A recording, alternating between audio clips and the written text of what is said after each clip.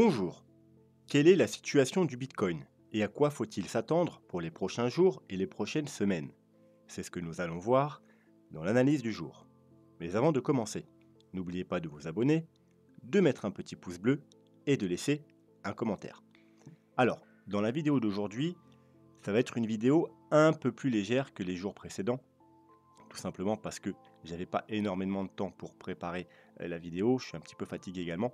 Donc du coup, je me suis dit, on va faire une vidéo un peu plus tranquille, c'est-à-dire, il n'y a pas de préparation écrite ni rien, j'ai juste préparé mes graphiques. Et donc, on va faire ça un peu comme dans un live, avec de l'analyse en direct.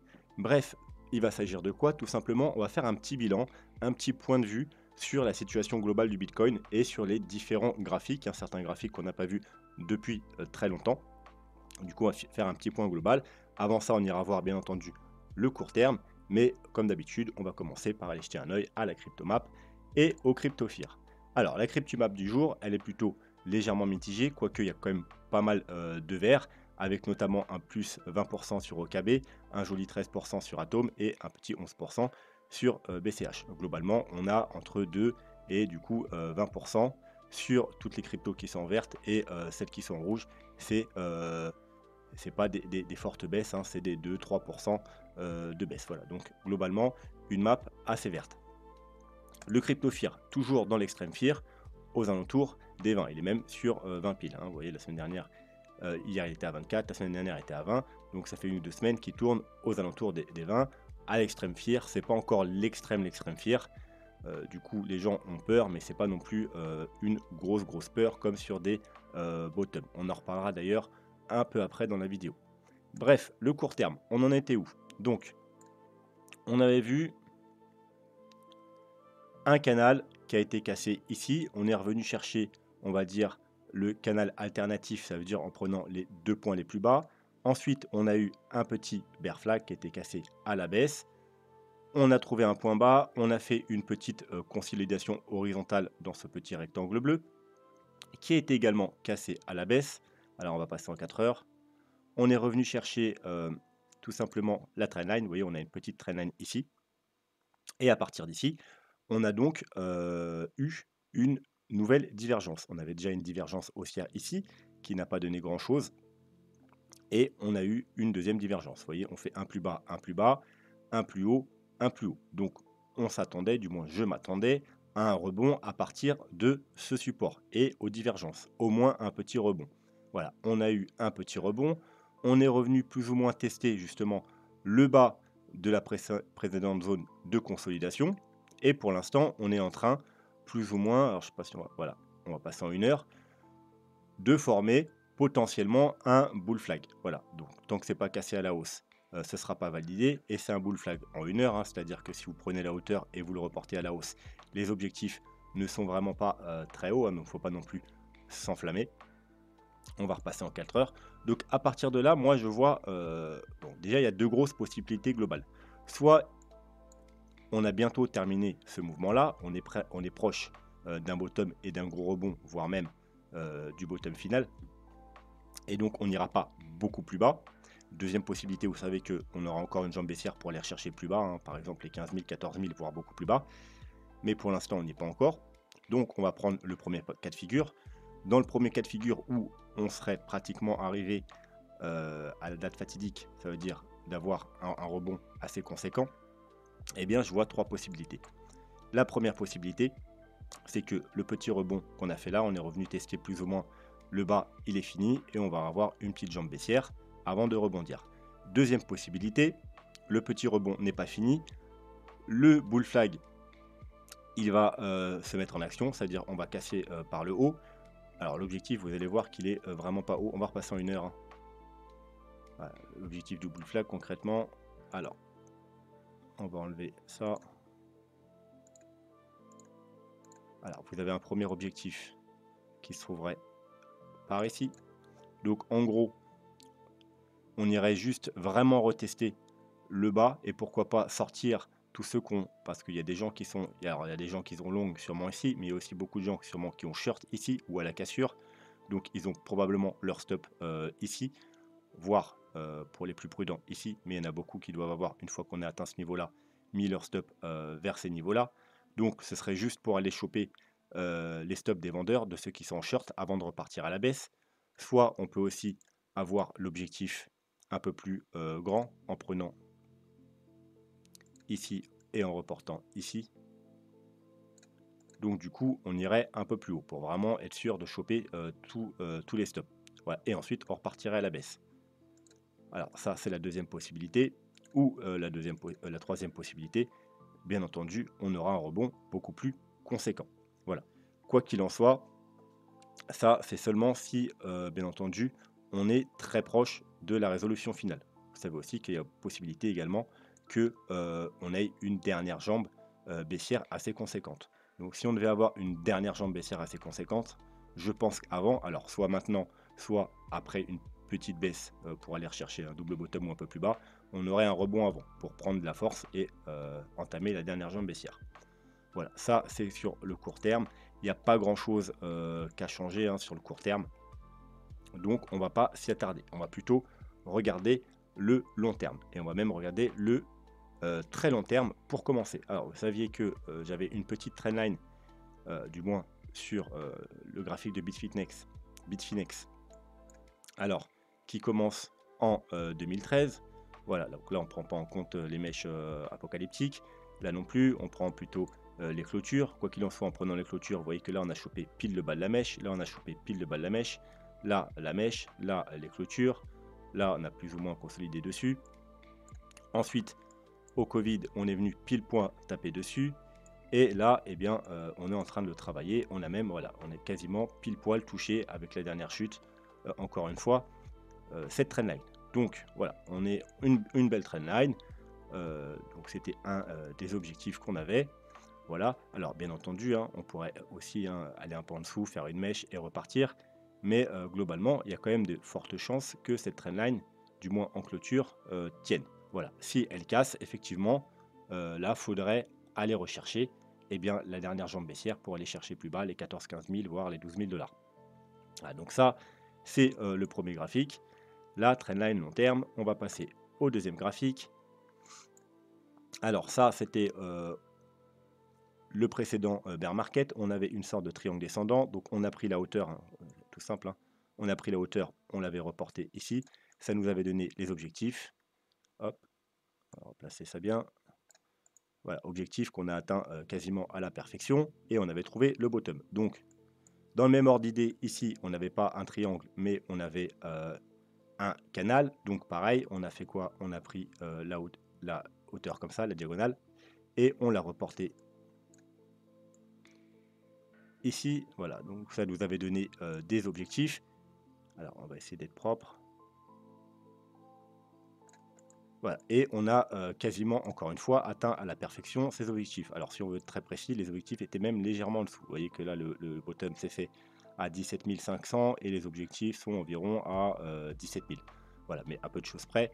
Donc voilà, si on pourrait avoir une petite chute pour aller rechercher parfaitement les objectifs, mais quoi qu'il en soit, c'est des objectifs, il ne faut pas les prendre non plus au dollar près. Donc on avait atteint ces objectifs. Donc c'est pour ça qu'également, on a un potentiel bottom dans cette zone. Maintenant, on va passer au graphique suivant. Donc, c'est le plan Elliott Wave. Ça fait longtemps qu'on n'a pas fait un peu de mise à jour. Donc, là, c'est pas le plan global, c'est juste le plan plus court terme. Comme vous le savez, pour moi, on a trouvé un top ici et non ici. Et depuis le mois d'avril 2021, avril-mai 2021, on a entamé une correction en ABC, une flat. Pourquoi une flat? Tout simplement parce que ici, on a fait un plus haut, donc ça peut être que une flat. On rappelle, une flat, c'est soit qu'on va chercher les 0,90 de retracement, donc légèrement en dessous, soit un double top, soit 113 ou 123. Là, on avait été tapé parfaitement les 113, il me semble. Donc, c'est une très bonne flat. Une flat est constituée de quoi? De 3 mouvements baissiers ABC, de 3 mouvements haussiers ABC, et ensuite, pour finir, de 5 vagues baissières. C'est pour ça que depuis un moment, on attend nos 5 vagues baissières. Donc, on avait une première vague, une deuxième vague, une troisième vague. Quand on est arrivé là, au mois de juin, eh bien, je vous ai dit, moi j'attends une vague 4 et ensuite une vague 5. Donc on a bien eu notre vague 4 et maintenant on est en train de construire notre vague 5. Donc la question qui se pose, est-ce que la vague 5 est déjà finie ou très proche d'être finie, ou est-ce qu'on va avoir une vague 5 plus conventionnelle, c'est-à-dire aller faire vraiment un plus bas? Voilà, si on s'arrête là ou en double bottom, vous savez que c'est une vague 5 tronquée. Théoriquement, c'est pas ce qu'il y a à privilégier, mais les dernières vagues peuvent être tronquées. Voilà, c'est pas ce qui est à privilégier statistiquement, mais ça peut arriver. Le double bottom, ça arrive quand même assez souvent en fin de mouvement. Bref, quoi qu'il en soit, le plan est bientôt terminé. Qu'on s'arrête là ou un peu plus bas, on a nos 5 vagues baissières. Et si le scénario est bon, et bien ensuite, on devrait du coup repartir à la hausse. On se met un petit RSI et on peut voir que pour le moment, alors comme vous le savez, on doit aussi pouvoir décompter nos 5 vagues sur le RSI. Donc 1, 2, 3, 4 et 5, c'est ce que je vous avais dit au mois de juin.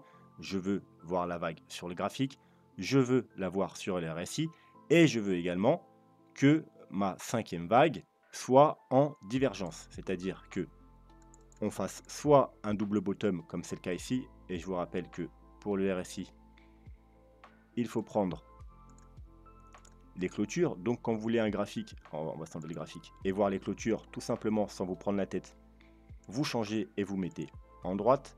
Voilà, là c'est que les clôtures, il n'y a pas les mèches, et vous voyez bien que voilà, on est déjà sur un double bottom au niveau des clôtures, et que du coup on a un double bottom ici, mais on fait clairement, hop, vous voyez bien qu'on fait clairement un plus haut ici. Donc c'est ce qu'on appelle une divergence haussière, et c'est ce qu'on attend de voir sur une vague 5.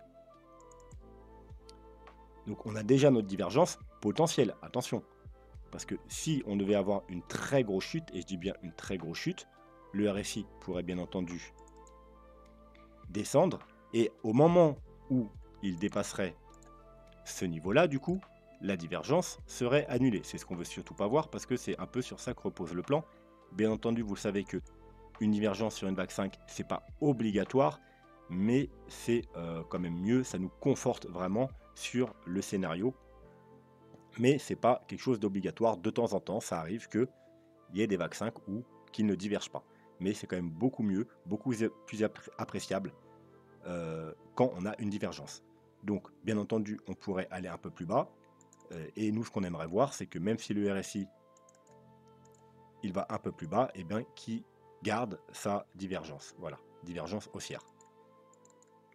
D'ailleurs, si on allait un peu plus bas, la divergence serait encore plus intéressante, parce que là, elle est en double bottom, et si elle va plus bas, ça ferait vraiment une vraie divergence bien forte. Quoi qu'il en soit, on a tous les ingrédients pour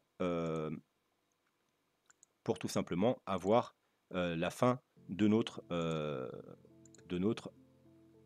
flat, et ensuite, ça veut dire que la correction serait finie, et on pourrait enfin repartir dans une nouvelle hausse, un nouvel marché haussier probablement. Voilà, donc ça, c'est le plan Elliott Wave, on va dire moyen terme. Maintenant, ceux qui s'intéressent au plan plus global, il y en a plusieurs. Alors, il y en a que moi, je suis pas trop fan. Par exemple, c'est celui-ci.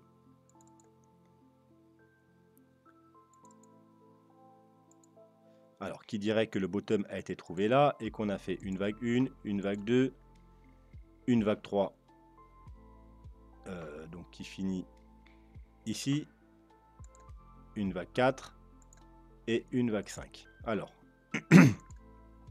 ce plan est tout à fait possible, sauf que moi, comme ici, je pense pas qu'on ait enfin que le top soit ici, je pense pas que le bottom soit ici, mais c'est possible également. Donc, c'était d'ailleurs, rappelez-vous, le plan que j'avais à la base, à l'origine, avant qu'on casse ces niveaux-là. Pourquoi? Tout simplement parce que la 4 est beaucoup trop longue en termes de puissance de mouvement et en termes de temps. Alors, je vous rappelle que la vague 2, là on va quand même se remettre en bougie pour bien être précis. La vague 2 a été recherchée en dessous des 0,854. Donc c'est une vague forte. Déjà, dès qu'on dépasse les 0,618, on dit que c'est une vague forte, une 2 forte. Et quand on a une vague correctrice 2 forte, on est censé avoir une 4 faible. Voilà, et là c'est une 2 vraiment très forte. Sauf que la 4, elle n'est pas faible du tout. Puisque une 4 faible, c'est-à-dire qu'elle va rechercher au maximum les 0,382. Donc on aurait dû s'arrêter. Alors je vais vérifier quand même quelque chose. Non, c'est bon, on n'est pas en logarithmique. on aurait dû s'arrêter aux alentours des 43 000 $. Donc, à partir du moment où on est venu chercher les 0,5, déjà, on commençait un peu à douter de ce scénario. Mais ça peut arriver que des vagues 4 soient un peu fortes. Mais une fois qu'on a rebondi et qu'on a cassé ici, je vous ai dit, c'est fini. Moi, je sors de ce scénario. Alors, les deux scénarios sont dans une flat, hein, c'est pas un problème. C'est juste pour la suite, bien entendu.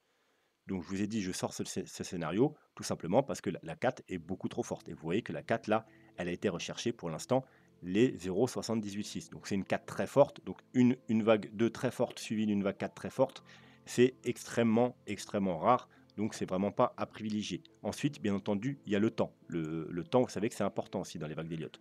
Donc, vous voyez que la vague 1, elle a duré à peu près environ 6 mois.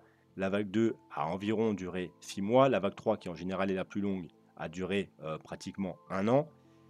Et la vague 4, qui est censée être une vague corrective, donc aurait dû au maximum durer 6 mois. Sauf que la vague 4, elle a commencé en avril 2021 et on est quand même en août 2022. Ça veut dire que pratiquement 1 an et demi. Donc c'est beaucoup, beaucoup, beaucoup trop long pour une vague 4. C'est-à-dire elle est plus longue en temps que la vague 3, plus longue que la vague 2, plus longue que la vague 1, alors que c'est une vague corrective. Je vous rappelle, dans les vagues d'Elliott, on a des vagues impulsives et des vagues correctives. Les vagues correctives, c'est censé corriger un mouvement impulsif. Donc c'est pas censé être plus long, que ce soit en termes de prix ou de temps, que les vagues impulsives. Et là, elle est clairement extrêmement longue. Donc c'est pas le scénario que je privilégie. C'est pour ça que moi, je privilégie plutôt, hop, ce scénario-là. C'est-à-dire qu'on a trouvé un bottom ici et non ici. Et du coup, qu'on a fini un mouvement, donc une vague 1, et là qu'on est dans une vague 2. Et là, ça prend tout son sens, parce qu'une vague 2, c'est beaucoup plus long qu'une vague 4. On corrige tout ce mouvement, et on retrace fortement. Une vague 2, en général, ça va chercher les 0,5, les 0,618, les 0,786, chose qu'on a fait parfaitement. Vous voyez, on est parfaitement venu avec la mèche, venu chercher les 0,786. Bien entendu, on peut aller plus bas. N'oubliez pas qu'une vague 2 peut corriger jusqu'au point de départ. Alors bien entendu, ce n'est pas quelque chose à privilégier. Une vague 2 qui dépasse les 0,854, c'est quand même extrêmement rare, mais ça arrive, hein, comme ici, vous voyez, si on a une vague 1 ou une vague 2, on est venu chercher légèrement en dessous les 85,4, mais c'est quand même assez rare. Donc on pourrait même, si on devait avoir un dernier mouvement, aller chercher ici. Vous voyez, on se situe 13 500, donc pratiquement aux 14 000, hein, un de nos objectifs. On pourrait même faire une mèche un peu en dessous pour aller chercher, pourquoi pas, comme on avait dit, vers les 12 000 $. Mais globalement, il y a peu de chances qu'on aille beaucoup plus bas. Voilà, donc on est plus probablement dans une vague 2 que dans une vague 4. Notamment aussi, il faut tenir compte par rapport au cycle du Bitcoin. Vous savez que le Bitcoin suit un cycle, pour l'instant du moins, il respecte un cycle du 4 ans par rapport au halving. Le prochain halving, si je ne me trompe pas, il sera en 2024. Donc, en général, quand on est dans le halving, par exemple là, il était en 2020, on est en début de bull run. Voilà. Sauf que si on devait être dans le scénario précédent, donc 1, 2, 3, 4, 5, eh bien, il nous faudrait encore 6 mois, 1 an pour faire cette vague. Et du coup, on commencerait un nouveau bear market, parce qu'après 5 vagues haussières, il y a un bear market qui durerait probablement 2 ans. Et du coup, le halving, et même une fois que le halving serait passé, on serait toujours en bear market, chose qui n'est jamais arrivée. Donc vraiment, je ne privilégiais pas ce scénario. Alors que là, eh bien, en 2024, on sera bien évidemment dans une tendance haussière, donc ce qui colle parfaitement avec le halving. Voilà. Pourquoi c'est mon scénario privilégié. Alors, pourquoi du coup on commence une vague 1 ici, 2, 3, 4? Tout simplement parce que précédemment, alors pour moi, hein, ça c'est mon scénario. Alors là, on n'a pas l'historique, il faudrait un graphique un peu plus ancien, voilà, par rapport à celui-là. Alors, pareil, on n'a pas tout l'historique, du coup, alors on va même aller chercher un graphique avec plus d'historique.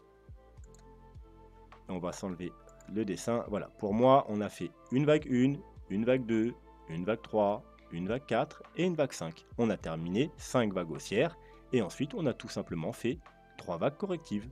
A, B, C ou W, X, Y, peu importe, on ne va pas rentrer dans les détails. mais une correction en 3 temps. Après 5 vagues haussières, on a une correction en 3 temps. Donc tout ça, c'est un méga bull run si vous voulez. Là, une grosse correction qui a duré très longtemps du coup, une grosse A, B, C ou WXY. Et du coup, on repart pour 5 nouvelles vagues haussières. Donc on a fait une première vague, une deuxième vague, et ensuite on aura droit à 3, 4 et 5. Alors, un scénario par contre qui peut être un peu plus pertinent que celui avec, que je vous ai montré tout à l'heure que je ne suis pas d'accord, ce serait que on ait terminé le bottom ici, mais du coup on n'est pas dans une 2 3 4 5, enfin 1, 2, 3, 4, 5, mais on serait, alors on va reprendre le graphique, hop là, voilà, on ne serait pas dans ce scénario-là, mais hop, une 4 là et une 5 là. Et du coup, on aurait fini un mouvement, et la correction ne commence pas là, mais là. Mais vous savez que pareil, à maintes et maintes reprises, je vous ai montré pourquoi le top était ici et pas ici, mais c'est un scénario qui se défend quand même, même si moi, j'ai prouvé à maintes reprises qu'il y avait plus de chances que le top soit ici. Mais quoi qu'il en soit, si on avait fait 5 vagues comme ça, eh bien la correction a commencé ici, et du coup, pour l'instant, on a fait 1, 2, 3, 4, 5, donc déjà, ça colle pas, parce qu'une correction, c'est en 3 mouvements, peu importe la forme qu'elle prend. Donc, ce qui veut dire que soit, si on fait 5 mouvements, ce serait la première partie d'une correction, on aura ensuite un gros rebond et une autre vague baissière. Donc, c'est tout à fait possible d'ailleurs, hein, qu'on ait ce truc, mais c'est pas ce que je privilégie. Ou alors qu'on a tout simplement pas fini la vague 3 et qu'on va la finir, pourquoi pas comme ça. Voilà, 1, 2, 3. Encore une fois, c'est pas un scénario que je privilégie, mais c'est un scénario quand même qui est possible. Voilà, donc pour l'instant, on va rester sur mon scénario, c'est sur celui-là. Et on va passer également, hop, un petit coup d'œil sur le Total Market Cap 2. Donc c'est quoi le Total Market Cap 2? C'est tout simplement l'ensemble des cryptos, excepté le Bitcoin et l'Ethereum, parce qu'elles sont ultra valorisées par rapport aux autres crypto-monnaies. Donc ça fausse un peu le graphique. Quand vous mettez le Bitcoin et l'Ethereum, globalement, ça vous donne un graphe quasiment que du Bitcoin et l'Ethereum. Parce que les deux réunis, ça doit prendre, je sais pas, 70% des cryptos. Donc voilà, donc c'est un graphique vraiment sur les altcoins. Alors, ce qu'on peut voir, c'est qu'on avait le dernier top ici. Donc j'avais mis une grosse ligne rouge, donc un gros support. Et vous voyez, c'est exactement pile poil ce qu'on est revenu chercher.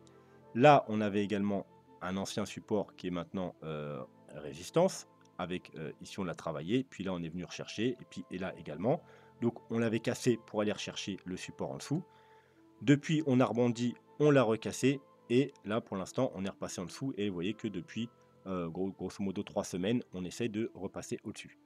Donc, si on suit le même plan que... D'ailleurs, vous pouvez voir que les altcoins sont plus bullish que le Bitcoin. Parce que le Bitcoin, lui, il est déjà revenu sur ses plus bas.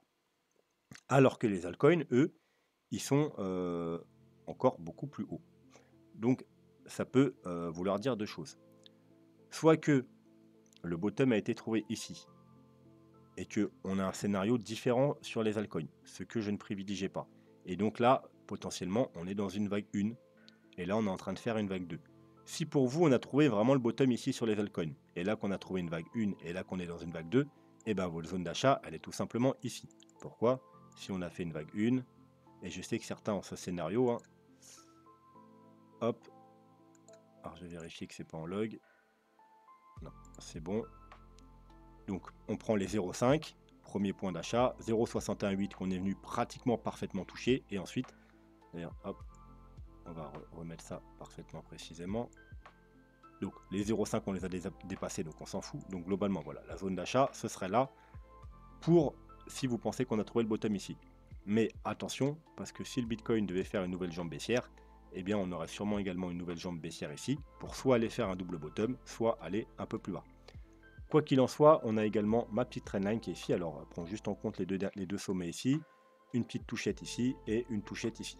Et vous voyez que pratiquement, on pourrait, par exemple, également, si on vient faire un double bottom, on viendrait parfaitement toucher donc déjà la zone d'achat ici et en même temps la trendline ici. Donc ici d'ailleurs, c'est un très bon niveau pour tenter des achats. Quoi qu'il en soit, si on casse la trendline, par contre, il faudra s'attendre à probablement à une nouvelle jambe baissière. Maintenant, si on regarde le sheet perpétuel, alors c'est quoi le sheet perpétuel? C'est tout simplement un indice, hein. Ceux qui suivent maintenant, ils connaissent bien cet indice. C'est un indice qu'on peut trouver sur FTX qui regroupe une cinquantaine de cryptos parmi les 100 premières du classement. Donc on a quoi sur cet indice? On avait tout simplement bon, une sorte de triangle qui a été cassé à la baisse. On avait cassé également les 0,236, donc c'était pour vous dire, là c'était le moment de shorter ou de sortir pour ceux qui n'étaient pas sortis. Donc on est revenu chercher quoi? Bah, tout simplement la zone d'achat parfaite que je vous avais donnée. Tout simplement, vous savez que sur le Bitcoin, alors là c'est un Fibo en logarithmique, hein. On privilégie les 0,382, sur les altcoins on privilégie les 0,5 en logarithmique et on est revenu parfaitement chercher les 0,5. Donc il y avait un très bon point d'achat ici sur les shitcoins. Ensuite on avait une trendline baissière, donc pour ceux qui avaient loupé le point d'achat ici, on pouvait également acheter sur la cassure de la trendline. Voilà, donc on a cassé la trendline, on est revenu tester la petite trendline que j'avais dessinée ici, avec deux points ici, qui a joué résistance, puis de nouveaux supports ici avant d'être cassé. Et bien là on vient la retester avec un petit fake out, on repasse en dessous. Donc maintenant à voir, tout ça dépendra bien entendu du Bitcoin et surtout des altcoins, mais voilà, techniquement on est dans une bonne zone d'achat. Alors si on devait avoir une nouvelle jambe baissière, il faut s'attendre à soit faire un double bottom pour aller rechercher une nouvelle fois ce niveau là, ou soit si on devait avoir une vraie jambe baissière sur le Bitcoin, aller chercher par exemple les 15 000 $ ou autre, et bien là on pourrait aller chercher même le Fibo dans le sous, c'est-à-dire le 0,618. Vous voyez également qui a un niveau assez important à plusieurs reprises, donc au niveau des 1113. Voilà, ça c'est pour le sheet perpétuel. Donc maintenant on va revenir à un graphique, d'ailleurs on est dessus, voilà. Donc le graphique long terme sur le Bitcoin, donc on a quoi pour ceux qui sont un peu nouveaux ou quoi un peu oubliés? On a deux cas de figure pour le bottom. Alors je parle même pas des extensions Fibo aujourd'hui, on verra ça plus tard. On va parler en termes un peu plus simples. C'est-à-dire, on a les niveaux, alors là je parle par rapport aux anciens bear market. On a niveau retracement en pourcentage. Donc le premier bear market, on a retracé de 94%, le deuxième de 87% et le dernier de 84%. Voilà, donc vous voyez que à chaque fois, on a des retracements un peu moins violents. C'est pas énorme, mais c'est un peu moins violent. Donc si ça devait continuer un peu dans ce même ordre d'idée, on s'était dit que ce coup-ci, on aurait un retracement aux alentours des 79%. 79%, ça nous donne où? Ça nous donne le petit rectangle vert ici, aux alentours des 15-14 000 $. Ça tombe bien, 14 000 $, c'est un niveau très important. Pourquoi? Je vous le rappelle, hop, on va enlever le graphique. C'est tout simplement par rapport au dernier bull run, la clôture mensuelle en bougie. Vous voyez, on avait la mèche au presque 20 000 $, mais on avait la clôture, la double clôture ici des bougies. Et ensuite, on était venu retester avec la mèche ici. Donc un niveau très important, les 14 000 $. Et ensuite, on avait le niveau Fibonacci en logarithmique, bien entendu. Donc, alors je vais vous remontrer quand même une fois. Hop, comment on procède? On prend un plus bas, donc un bottom de bear market. On va jusqu'au top. On met le Fibo en logarithmique. Donc, vous cliquez tout simplement sur la petite roulette pour aller dans les paramètres. Vous allez tout en bas et vous mettez niveau basé sur une échelle logarithmique. Et voilà, et ça vous donne des Fibos plus adaptés pour le long terme. Et vous voyez que il y a le rectangle vert qui se situe entre le Fibo 0,236 et 0,382. Et ça a été fait pareil pour chaque bear market. Donc vous voyez que ici on est parfaitement venu rechercher dans le rectangle. On a pratiquement touché les 0,382. Ici, pareil, on n'a pas touché les 0,382, mais on a fini dans le rectangle. Ici, pareil, on est parfaitement revenu chercher les 0,382. Ici, lors du Covid, pareil, on est revenu encore chercher dans ce rectangle. Et ce coup-ci, eh bien, on est passé un petit peu en dessous du rectangle. Puis, lors du petit rallye de cet été, on est revenu dans le rectangle et pour finalement repasser en dessous. Donc pour l'instant on est en dessous, alors attention, le mois n'est pas fini, on pourrait très bien repasser très rapidement au-dessus, et du coup c'est juste un petit fake out pour tous ceux qui surveillaient attentivement ces niveaux là pour leur faire peur. Si par contre on devait avoir une clôture en dessous de ce niveau, on irait potentiellement rechercher les niveaux d'en dessous, donc soit les 14-15 000, voire même un peu plus bas, le gros support que vous voyez ici, le rectangle blanc, donc aux alentours des 10 à 12 000 dollars environ. Alors, pourquoi les 10 500 et 12 000 dollars 10 500, alors on va peut-être passer en weekly du coup. Vous voyez que ce niveau-là, hop, 10 500 a été travaillé ici, ici, ici, ici, encore ici. Et au final, on l'a cassé. On est revenu s'appuyer dessus une dernière fois, pratiquement, et avant de repartir. Donc environ, on va arrondir aux 10 000 dollars, 10 000, 10 500 dollars, un niveau très important. Les 12 000 dollars, pourquoi les 12 000 dollars? Tout simplement parce que, alors là, il faut aller chercher du côté du volume profile.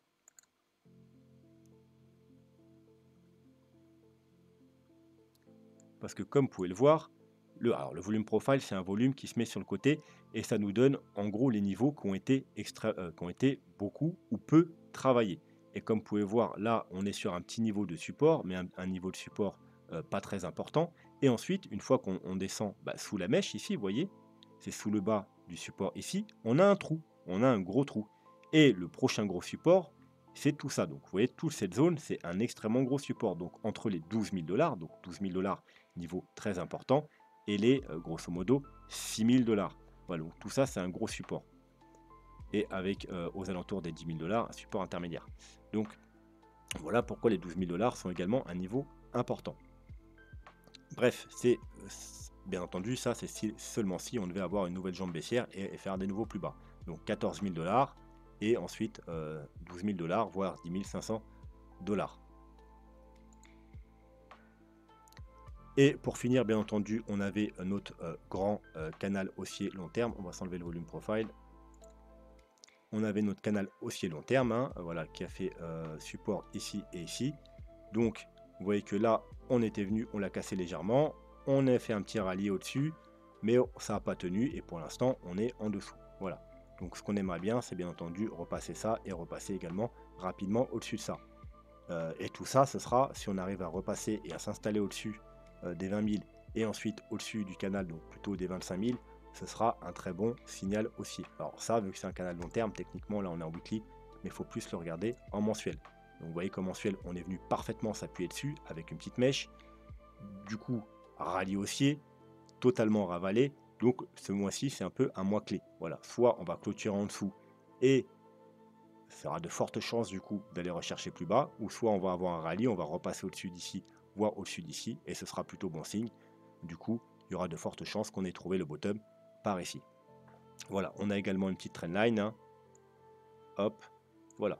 Pareil, vous voyez que si on fait un rallye et qu'on arrive à passer les 0,38,2 et en même temps là, du coup, c'est un double cluster de résistance, la trendline et la trendline, eh bien, ça sera un gros signal haussier pour continuer la hausse, voire avoir trouvé le bottom et reprendre un nouveau rallye haussier. Voilà, je pense qu'on va s'arrêter là pour aujourd'hui. C'était un petit bilan général de la situation. N'hésitez pas, s'il y a des choses que vous n'avez pas compris, à laisser un message en commentaire. Vous inquiétez pas, certaines choses qu'on a vues ici aujourd'hui, je ne suis pas trop rentré dans les détails, on les reverra avec plus de détails bien entendu. Mais si vous avez des questions, encore une fois, les commentaires, c'est fait pour ça. N'oubliez pas également de mettre un petit pouce bleu et de vous abonner si ce n'est pas déjà fait. C'est énormément de soutien pour moi, surtout que j'ai une petite chaîne, enfin au niveau des abonnés, donc ça fait toujours plaisir et ça m'aide énormément. Voilà, sinon je vous souhaite une bonne soirée et je vous dis à bientôt. Tchuss.